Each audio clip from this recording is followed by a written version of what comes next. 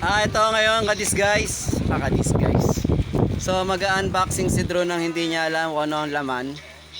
Nakasimangot siya at nakangiti dahil hirap na hirap siyang buksan. Pwede kang gumamit ng gunting. Kunin mo yung gunting doon, Ate Dap. Ay, nabuksan na pala, Ate Dap. Wag na. Yan si Ate Dap. Meron tayong bisita ngayon dito sa ating kabahayan. Oop, nabuksan na ang... Anong tawag dyan? Parcel. Nabuksan na ang parcel na unboxing na po ni Drew. Na-unboxing na po ni Drew ang... Uy, yun, may guess. Ilaw. Tingnan natin kung talagang ilaw. Tama ba ang hula ng unboxing? Ilaw para saan? Ilaw nga ba yan? Ilaw kaya yan? Oh, kita ko yan, ilaw.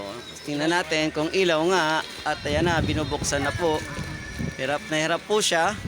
At parang pinagpapawisan na ang kanyang ilong. Baka masagi pa ang inuman. Dalawa na sila. Tinulungan na siya ng isang magandang Daphne, ang kapitana ng Pinmalud Pod. Ayan na po mga kadis guys. Ayun, natanggal na po yung parcel plastic. Yung bubbles plastic na lang. Natanggal na rin po ang bubble plastic. At binuksan na po ang isang box. Hoop! At nakita ang hindi pala ang ilaw. Hindi pala ilaw yun. Ayun pala isang tikpran. Anong tikpran? Ayun, tikpran. Wow! Ilan ang electric pan? Bakit dalawa? Kay Kuya Jeff yung isa. Bigay mo kay Kuya Jeff yung isa. Tapos yung isa doon sa kainan. Bigay mo na kay Kuya Jeep mo yan, ha? Oh.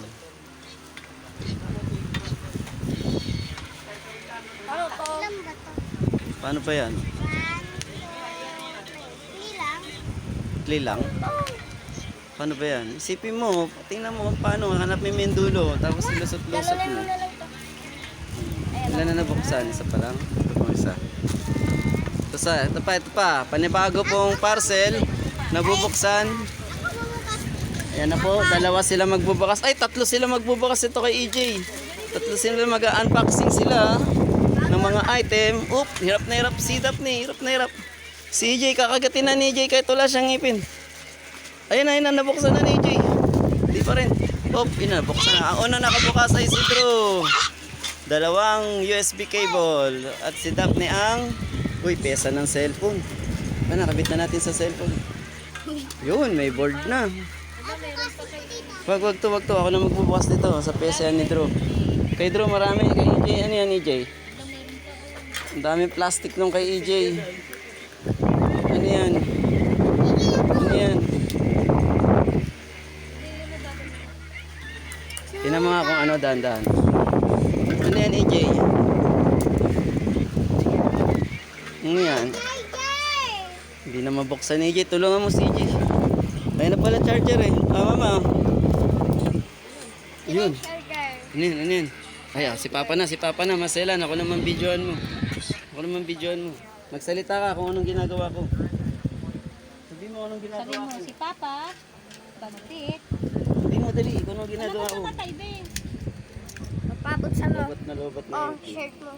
Charge. Hindi yan charge. Sinasaksak lang yan. Saksak mo. Wag muna. Kailangan may LEC ito.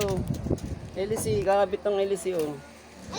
Alay, mga tornilyo nasa. Paano ilalagay? Ayun na yung tornilyo oh. Kunin mo yung screwdriver. Ayun ka naman. Ah. Lubat na lubat, eh. Ganunin, oh. Ay, pula siyang ulo. Tatanggalin mo natin. Yung ulo muna ng mga slatilis mo. Wait, yan lang. Sige. Ako din pa. Asa na? Akala ko ako binibidyoan mo. Tapos magsalita ka kung anong ginagawa ko. Ay, iya. Ha? Anong ginagawa ko? Ayaw green na bag. Anong ginagawa ko? Papa. Yun. Maayos na ang cellphone ni Drew. Dito, oh. Kunin mo dito sa dilabas. Ay, nakabidyo ka pa oh. Ayan mga kadis guys. Bali may pesa ako dumating from para sa Y53 na Vivo na cellphone ni Drew. Ito yung cellphone kadis guys. Papalitan natin ng charging flex na binili ko sa Shaki. Kaya salamat sa Shaki. Shaki, baka naman. Bye-bye. Bye-bye na, bye-bye na, bye-bye. Bye-bye mga kadis guys. Bye kadis guys.